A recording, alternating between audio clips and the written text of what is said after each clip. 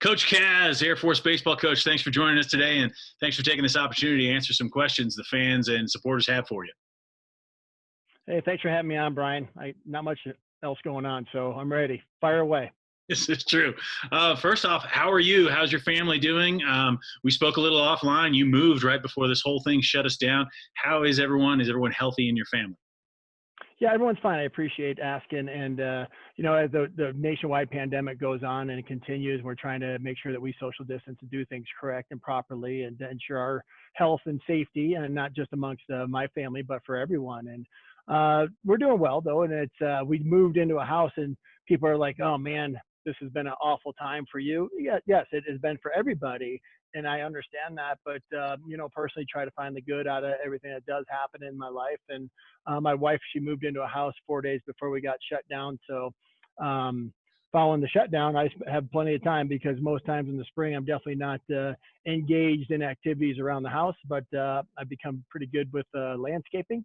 I'm not too bad carpentry wise, so I work my way around the garage shop a little bit. So all in all, though, just trying to make the most out of what's happening, and not to put this to light at all, but it has given me an opportunity to be around my family a whole heck of a lot more. My daughter, she's a junior at the academy now, and it's time for her to go back. I'm not gonna lie to you, it's time for her to get going again, and she wants to get going. And I also have a son that's going to be a senior in high school, so to be able to spend quality time with them has its ups and downs. We all have separate areas in our house. Mine's the garage and outside. My wife gets whatever she wants. My daughter gets the basement, and my son gets his own little room upstairs. So we all have our safe space. So mostly mine's in the garage. Oh, that's great. I'm glad you're all doing well. I wanted to ask, and if you could take us through timeline-wise, and maybe might not be too tedious about it, but what was this pandemic like? Because I'm sure there was talk of we're going to play, we're not going to play, then we're going to play. Tell us kind of how your team found out that basically their season was over, and for 7 guys, really with managers included, their careers are over. Right. Yeah, it was unfortunate. It happened on a Thursday morning. We came in, and General Severia, our superintendent, basically our president of our school, sat us down and talked to us and stated that we're going to continue on with sports. We're not going to allow spectators. So, all right, got it. Move on. At that time, I went and called the Minnesota coach. They were on their way to travel out to the Air Force Academy for a weekend series. And I called the coach out there. He said, hold on. I got to talk with my sports administrator, my AD, and the Big Ten. And he said, give me about a half hour. And about a half hour came back, and he said, hey, we're not authorized to travel. We're not going to be making it. Then at that point, we were starting to hear some rumblings. And by about noon, the Mountain West Conference then also came out with their policy that we were going to suspend all activities at that point. So we had a team meeting at 2 o'clock. At 2 o'clock, I told everybody that currently at this point, we are suspended for right now. Did not know how long it was going to last for. But for that weekend, we were definitely shut down for the weekend. And then we were leaving the meeting, and somebody had Sports Center on in our locker room, and half the guys were already gone. And it stated at that point that we have canceled all spring sports. For the NCAA was not going to have any championship series. So I was like, oh crap, now it's his big time. So unfortunately, our guys did not hear it in a conference or in a conference room setting. They did hear it, though, unfortunately, through me after the fact, and it trickled down to everybody at that point. And then by Friday morning, it was sending everybody home except for our seniors. So it was quick. You ask, how is it for our seniors, our 7 seniors? How unfortunate it is. It is. But when we look across the globe of what has happened to our world, I mean, this is changing times, and there's no doubt about that. And what are we going to do following that? So, fortunately for our kids being here at the academy, they have a direction, they have a goal that they're going to. We have 5 guys who are going to go off at fly jets. So, who knows what's going to happen with Ashton Easley with the pro draft, Josh Leeser with the pro draft. We have one young man. He's going to be he's at North Carolina State getting his master's. And then we have Sean Kelly, who's doing munitions and missiles down in Tucson, Arizona, and the rest of the boys are going to go fly jets. So they have a direction, they have a route, they have an avenue. So yes, it was unfortunate that baseball was taken away, but the academy has trained them to overcome this type of adversity and the pressures that come on a daily basis. So this is another thing that here at the academy, we just take in stride a little bit. Is it a big deal? Damn right, it's a big deal. What's the direction moving forward? We don't know, but we are going to move forward and we're going to make the most out of what we have. So all in all, was it awful that the season was cut short? Sure. And that's around the world, around the country. My high school, or my son's high school, they didn't play this year, and that happened. So we're going to bounce back as a nation. Of course, as the academy, we're going to be resilient, and we're going to continue to press forward. That's a good word for everybody, I think, Kaz. A lot of the questions that came in from fans seem to deal with recruiting. So let me just let me just ask you, maybe you can nail it down for us. How do you do recruiting? Because the Air Force Academy has the three arms, the military, the academics, and the athletics. What important things do you look for when you look for a recruit for the Air Force Academy baseball team? I'm looking for kids ready to go fight. And I'm going to bring up a story about Bobby Harms. I was at a tournament in Lake Point, which is in Georgia. And it was about 5 years ago, and I was watching this kid pitch, and we were at some Ox Field, probably an hour away from the main complex. And there was a young man that was throwing 88 to 91 with a really good breaking ball. And there was only one other coach in the stands watching. And the coach looked at me and goes, "What do you think?" I said, "I'll be honest with you, coach. I'm trying to envision this young man leading a two-ship of F-35s on a strafing run into Iran. I'm trying to figure out if he has what it takes." He looked at me and goes, "Holy crap. I just hope the kid's eligible." I said, "Hey, coach, there's a big difference between my job and your job. My job is to make a warfighter, and your job is to make a baseball player." And I meant that, and I walked away. And the reason I allude to that is we had a young man named Bobby Harms in 2005, left-hand pitcher for us. In 2009, he was sitting alert in his F-15E Strike Eagles, and he got the go call. And he had a two-ship of F-15Es that had to go on a mission. That what was happening, we had a forward operating base in northern Afghanistan that was being overrun by the Taliban. And the Taliban were already inside the wire. They had a JTAC on the ground. The JTAC says, "Where I'm firing is now is where you need to strafe." So Bobby Arms led this two-ship at 25 years old, strafing run until he bingoed out with fuel. And, he's not a hero, and he'll never say that, because that night we lost 4 Marines. And Bobby, the only thing he would ever say is he wished he would got there a little bit earlier.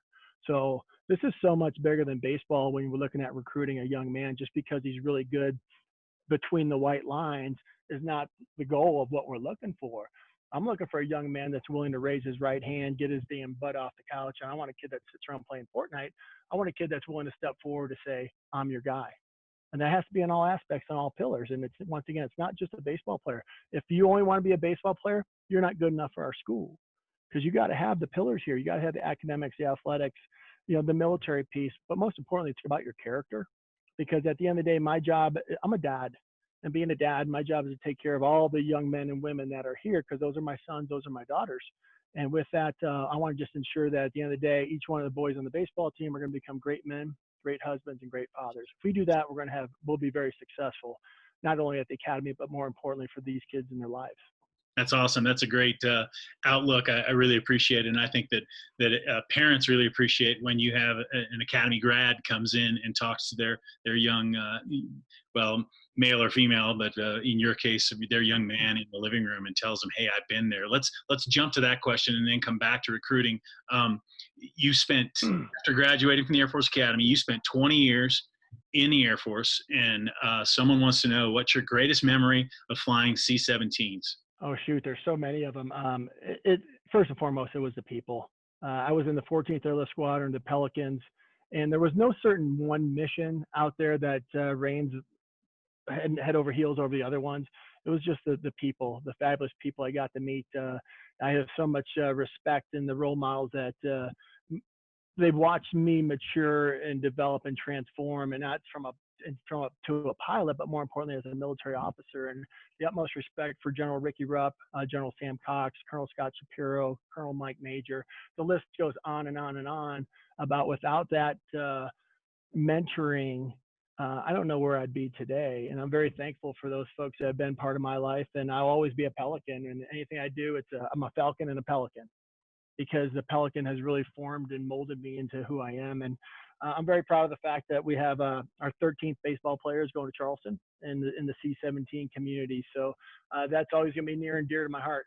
I always be a Charleston guy, I always be a Pelican, and they'll never get taken away.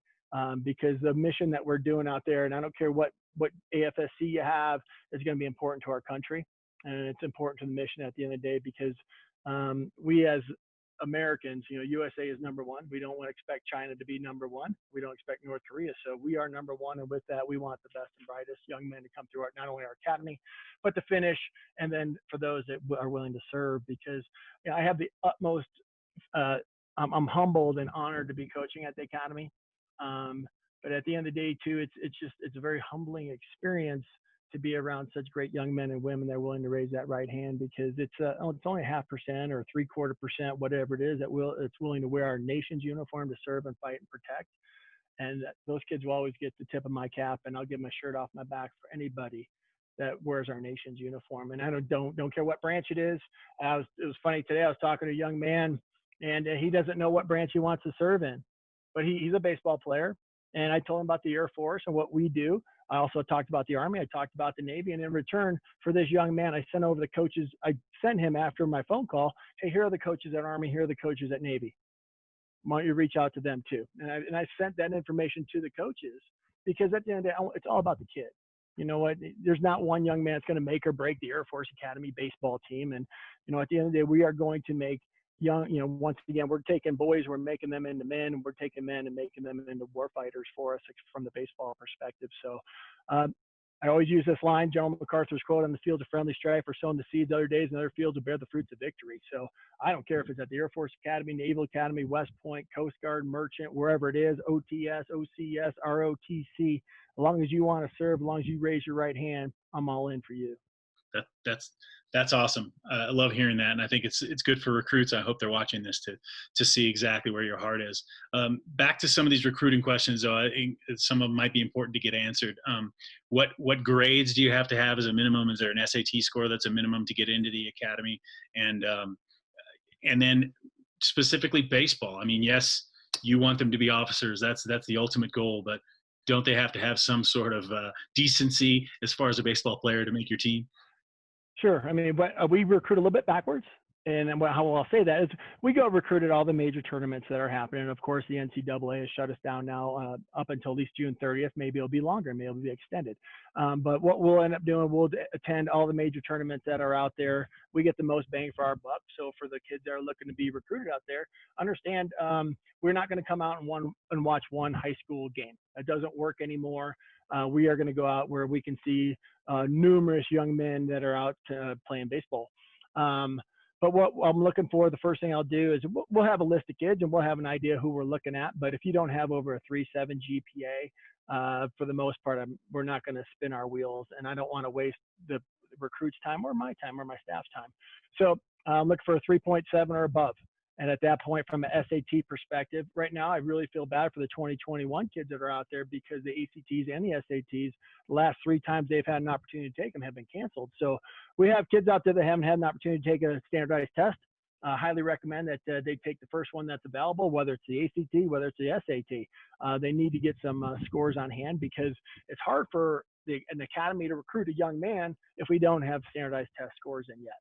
So because those are still going to be something that we're going to be looking at. Minimum, if you have basically a 4.0, 1250, 1300. When you're looking at our average SAT at the academy, it's over a 1400. So we have very smart young men and women that are here, and the ACT is a 32. So that's the average. So on the ACT side, maybe it's a 25, 26 across the board, but you better have straight A's. I try to stay away from the young men and women out there that whether they have a little bit, maybe I have a 3.5 GPA, but they say I got a 34 ACT. And I go, that doesn't make sense. That does not make sense to me. How the hell does that work? That means you're naturally gifted, but you don't work hard. Give me a kid that gets a 4.0 or more now with AP classes and dual enrollment classes, and then has a lower ACT or standardized test, because the fact that shows me that they work.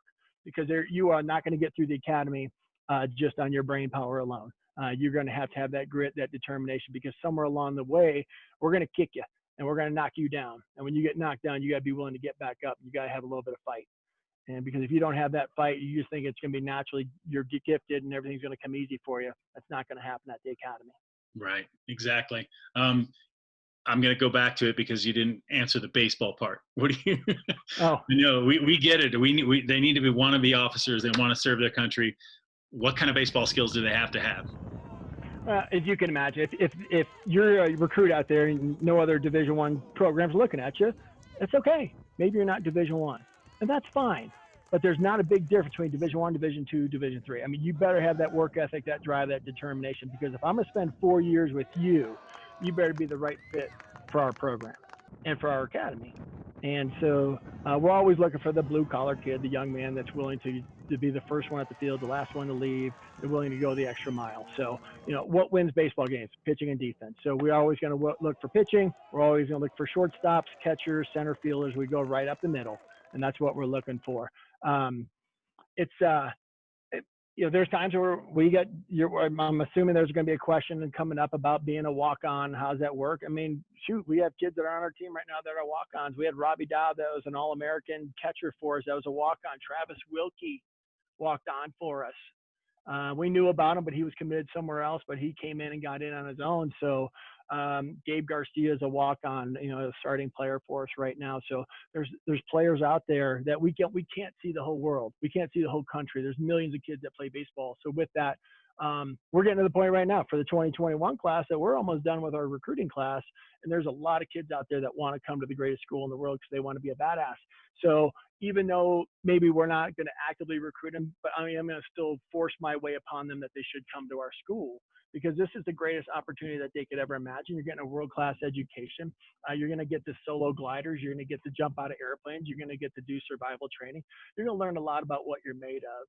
And as Mike Tyson always said, what's your plan when you get punched in the face? Something of that nature. So here you definitely get punched in the face, and how are you going to react when you get punched in the face? And here, everyone has been there, they've done it, and they're going to pick you back up. And there's no feeling like it in the world 4 years after you start. You walk your ass across that stage, you shake the president of the United States hand, throw your hat in there in front of 20,000 people, Thunderbird jets ripping overhead. You're the man. Exactly. So, people ask me all the time, Brian, about my daughter being a junior at the academy, and they say, "Oh, how proud are you that she's following your footsteps?" I tell people this all the time. It's not mine. I owe that to all the cadets that have been at my house, whether it's been baseball kids, whether it's been the cadets that we've sponsored, but they've been the impact in my daughter's life. They've been the role models, the mentor that my daughter looked at these young men and women saying they're so successful.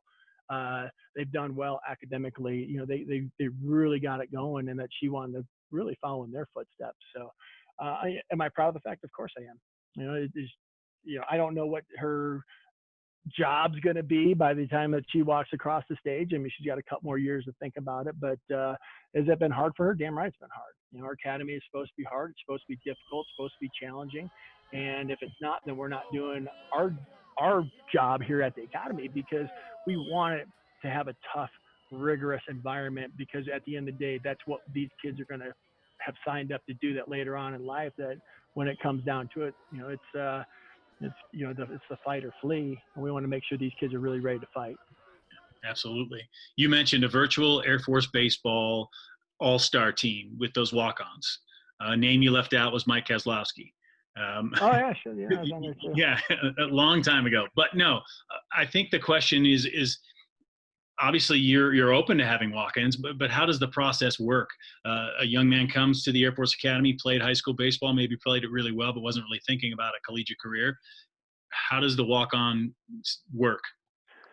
What normally happens for us, Brian, is that I'll see the kids. I don't know what's going to happen this year for basic training, but I'll get an idea who has played, has some past experience, and I'll meet with these young men right when school starts.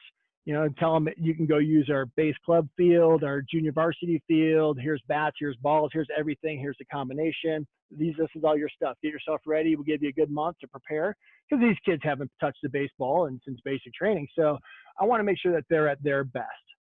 So at least give them a month and a half prior, and then we'll just have an open walk-on tryouts. And it's very common that we'll take one, maybe two, maybe none. It all depends. But it's getting a little bit harder as things progress, because of the fact that we do have some NCAA restrictions on how many young men that we can have in our program, which is 35. So you got to be talented.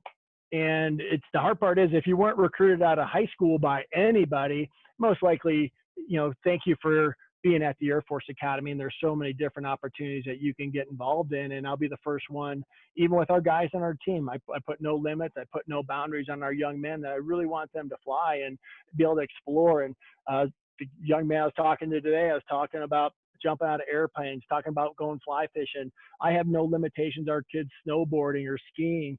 Hell, they're going to jump out of airplanes. Snowboarding, skiing, is it dangerous? Sure. But their life's going to be this. And I'm a really big believer in YOLO, that you only get one chance to live your life. So let's make sure that you're doing everything possible to live your life to its fullest extent. And if baseball side's not working out, that's okay. You know what? You're still my responsibility. If I brought you in, I'm going to keep you under my tie, because at the end of the day, I got to make sure that you're going to be a great officer for our Air Force. And that means a lot to me. Because no one really cares what our record was 3 years ago, 5 years, 10 years ago. We had a young man named Austin McDaniel. He was our closer as a freshman, but he's a JUCO transfer out of Parrish Junior College. Here we have a young man throwing 93 to 95 with a great breaking ball. And I make our kids jump out of airplanes in the summertime. He goes and jumps out of airplane, calls me and says, "Coach, I want to be on the Wings of Blue parachuting team. I could do that for 3 years, or I could play baseball for 1 more year." I said, "Great, go for it, Austin." And, fortunately or unfortunately, he made the Wings of Blue parachuting team. He's at NATO Joint Jet Pilot Training now, so he's a very successful young man. He's doing just fine. But I'm very appreciative of giving the ability for these kids to go do more. Yeah. Because it's their life.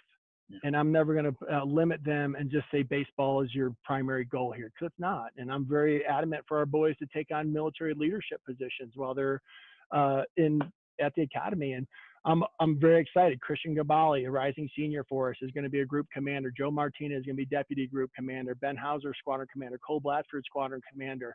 Michael Colasar, Bailey Hopkins, squadron commander. They're not even on the baseball team anymore. They're on the Wings Blue parachuting team. They transitioned over, but I'm proud because those are my boys that I brought in. And we have a couple number 2s in the squad, and our junior class is loaded with leadership, from Stephen Fairburn being group soup, and Tommy Gilman, and we had 3 others, superintendents. It keeps going on, and I'm so proud of our guys because they want more.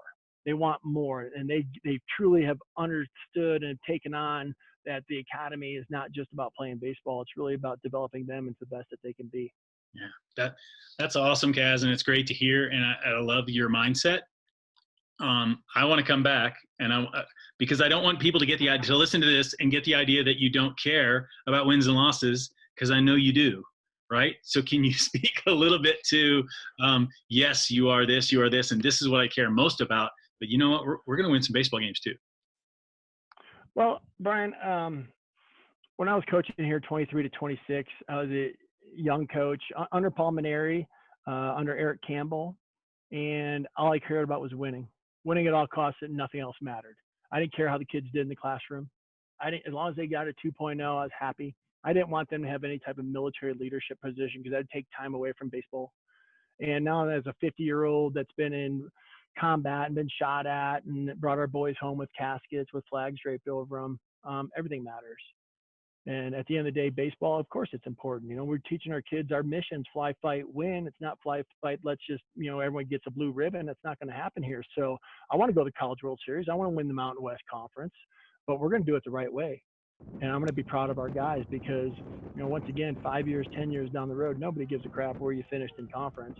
But yeah, it's going to be about your work ethic, your determination, your camaraderie, the cohesive unit, which is awesome. But when you really truly think about it, there's so much more that we're doing out this way. And yeah, I want to win. There's no doubt about it. I mean, winning is fun. Losing sucks, and there's no doubt about it. I'll be honest, I don't lose sleep over it anymore, losing. It's part of the game. I want to beat the crap out of the team in the other dugout. They want to beat the crap out of us. And when it's all said and done, we're going to play 9 innings. We're going to shake hands or do a virtual fist bump or whatever the hell is going to happen now. But you know what? It's a game. And my job is so much bigger than just teaching them about baseball. It's really about teaching them about being a winner in life. And I don't look at myself as being a baseball coach anymore, being 50. I was probably more of a baseball coach when I was 23 to 26. Now I'm more of a life coach, because that really inspires and motivates me, watching my kids grow, watching these kids transform, grow, and develop into tremendous young men. That's more relevant. And yeah, I want to win. There's no doubt about it. We're gonna win. We have the capability. We have the mindset. It's kind of nice when these young men and women that everyone's here, they're on a $500,000 full ride scholarship to be great for the rest of their lives. I mean, who the heck wouldn't want that? Shoot, recruiting's easy. Who wouldn't want to go to come to the greatest school in the world? I mean, hell, who would want to play for me? Come on. Yeah, the last one might be pushing it, Kaz. Okay, yeah, I threw one over there. No, See if anybody's listening. I think they are. Another group that's listening is alumni. I know Nate Tarkowski, a 98 grad, wrote in and asked, what can they as alumni do to assist your mission and better your program? What are some things that alumni could do for you, Kaz? Well, when you look at Division I sports as a whole, anywhere in the world, anywhere in the country that you're going, everything's getting bigger, everything's getting better. Everyone has newer facilities. Everybody wants more. The way I look at it at the academy, I want to be blue collar. Do I want more? Of course I do. Do I, fisticuff a little bit with Mr. Pine and my boss, George Nelson? Of course I do. I'm not going to be a yes man. I want more for our program. I want more, but at the end of the day, our bases are still 90 feet. The pitcher's mound is still 60 feet, 6 inches. You see all these other programs out there, they're getting $50, $60 million stadiums. Do we need upgrades? Of course we do. Whether it's going to be from bleachers, press box, blowing everything up, everything we always need is going to be money. But with money, I want our alumni to understand, and parents and people that are out there going, these young men, what they're going to go do for us, there is no amount of money that you could pay for this. So I don't understand where there should be so much money coming into all the different academies and saying thank you for what you're going to go fight for me. Thank you for raising your right hand and be willing to die for me. I'll give you my checkbook. I'll give you my pocketbook because, but with what Tark is asking, we need a bigger locker room. We need more different hitting facility. A little bit larger new netting system. So, I have a list. It just goes from anywhere from, about 25 million down to about $600. So, but with that, we are making great strides. And, since the last couple months that I've been kind of sitting around on my butt a little bit, we are looking at different things from painting with graphics in the locker room, in our hitting facility, a new indoor hitting netting system. We're putting up a new backstop. We're looking at putting up a new batter's eye. We're cutting down some of the fences and down the baselines. We're getting padding around the whole baseball field, which will be nice from a safety perspective. But all in all, we don't need money. We do need money, but I just want support. And I want people to know that we're going to do it right. And by doing it right, you should support the folks that are. And I'm not saying other programs are not or other schools are not. Well, I will tell you this one, that there's probably thousands of better coaches than me that might be out there, but there's not many that are going to love their kids more than me, because that's my responsibility. And as a dad and as a former military person and as a retiree, that every kid that gets to wear our nation's uniform, I got their back and I'll take care of them. So I do love my job. I love every cadet that's at the academy. I might not always say I love everyone. I might not like every one of them, but I definitely respect every one of them. Yeah. I want to tie alumni and recruiting together a little bit, because I'm sure you do. When you go out on the road and alumni come out to see the team, do you allow alums to speak to your team, former baseball players, and maybe just tell them what they're doing in the Air Force now and how exciting it is? I'm adamant about that to happen. There's not an alum, if he shows up, it's like, okay, stop practice. You have the floor. And it's great from hearing from special ops, from F-22s, F-35 pilots, doctors, engineers, whatever. If you have worn our baseball uniform, you have earned the right to talk to our team. And I will, once again, we'll stop practice for this to happen, because I want our alums. This is not my team. A lot of people go, oh, well, how's your team? It's not my team. It's our team. And that's all the guys that have worn our nation's, not just our nation's uniform, but our baseball uniform, that they're part of something that's bigger. And it's our team. And I'll tell that to every family, of every recruit, that it's not my team. It's ours. We're all in it together. We all want the best for your son. We all want the best for everyone that gets to wear this uniform, because further on, they're going to wear our nation's uniform. So I like to say it's ours. And once again, we probably have anywhere 10 to 20 alums every year speak to our guys. That's awesome. And we have multiple guys that speak numerous times to our guys. So you cannot have enough of alumni engagement, because these were our guys, and we believe in them and what they're doing. So this is our future, and that is the past. But they're so darn important to us. Yeah.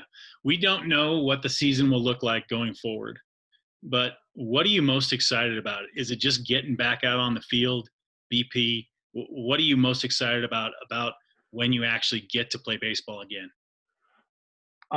Prior to that, I'm more excited about August first time period. So hopefully all the cadets are back on campus. I miss our guys. Yeah. I miss seeing them. I miss the camaraderie. I miss the comic relief of different people on the team. I just miss basically telling them I love them. And yes, we can have Zoom calls and texting and group me and calling the guys, but I miss them being here. I miss being part of their lives on a daily basis. So, yeah, getting back on the field would be nice, but let's get them first. Let's get them back to the academy, which would be even better. So hopefully that will happen here soon enough. I know we'll have about 5 of our guys who will be working basic training for the incoming class. And then we'll see what's going to happen with the rest of the cadet wing and trying to get them all back here and bring our team back together. And I'm not talking just our baseball team. I'm talking our Air Force family. Yeah, absolutely. We have a couple fun questions here. First off, what's your favorite hobby outside of baseball work and raising all these children of yours? My favorite hobby is doing whatever my wife tells me to do. Good answer. How's that? Golf. Okay. Well, I love golf. That leads us right into the next question. How good your golf? How many holes in one do I have? 2. Okay. What's your handicap? That should tell you enough how good a golfer I am. I have 2 holes in one, so I'm really good. I would be. I'm really not good. I would be a bad reporter if I didn't ask if those hole-in-ones were at a putt-putt golf course. Yeah, no, they weren't, and they're verified. Wow, you're big time. Yeah, my golf game stinks, but I do have 2 holes in one. So all my buddies I normally play with, I will always come out and go, I got 2 holes in one. So I'm a better golfer. Everyone knows it, even though I'm not. So I usually open up my checkbook to the guys I play with. So I really did enjoy watching the Tiger Woods and the Phil Mickelson golf event this past Sunday or Monday, whenever it was on. So that was really enjoyable to see something good. Yeah, it was great. Well, Kaz, that's all the questions from the people. Is there anything else that you'd like to talk to us about, or anything that we may have missed? Shoot, if you don't know me, I'll talk forever. So it's been a cool story for me, and I'm very once again, when you look at it, and I was a 17-year-old kid that I did really well in high school, academically, athletically, and growing up, and had no military background. And this was just kind of a shot in the dark that my dad said, there's a guy from the Air Force Academy. I think you should listen to him. My dad was my high school baseball coach. And I did. And after probably an hour listening to this young man talk to me about the academy, the only word that I remembered was the word challenge. And I like that. That resonated with me because I wanted to be different. And coming here was definitely something different. And because we don't want average kids, we are truly looking for the best of the best to attend one of the academies. And if it's the Air Force Academy, congratulations. If the others, congratulations. I just, once again, tip my hat to those that are willing to serve and fight for our country. And I did make a lot of mistakes when I was a cadet here. So that's why I'm a little more adamant, Brian, when we start talking about the program. And the baseball side is so important, but more importantly, it's the development of these young men into the best that they can be. And I'm so much more into that than just the baseball side of it, because these kids that are here, they're not a piece of meat. They don't just play for me. At the end of the day, they're playing for our country. And my job is just, I get to practice time with them. And because that next game that they play after they graduate here is no longer a game. It's no longer practice. It's real, and it's called war. And my job is to ensure that they're ready. Yeah, I like that. Since that word challenge resonated with you so much, do you find yourself using it when you speak to recruits? Always. I tell them the same story, and I like the word challenge. And I tell the kids all the time, and they'll probably laugh about it if they watch this. We talk about carnivores. We talk about herbivores. We talk about sheep. We talk about sheepdogs. We're looking for carnivores and sheepdogs. And I have some signs in my dugout. It's probably not going to be politically correct, but at the end of the day, our job is to move forward and take that right foot and move forward and say, I'll do it. Yeah. And those are the type of young men and women we're looking for. And it's okay. 99.5% of Americans, they sit in the stands and watch. But when it comes down to it, we're looking for that 0.5% that wants to play and wants to be on the field when it really matters. That's great. Great stuff. Kaz, thank you so much for the time. I really appreciate it. And stay healthy, and hopefully we'll be seeing you on campus someday here soon. I appreciate it. Thanks, Brian.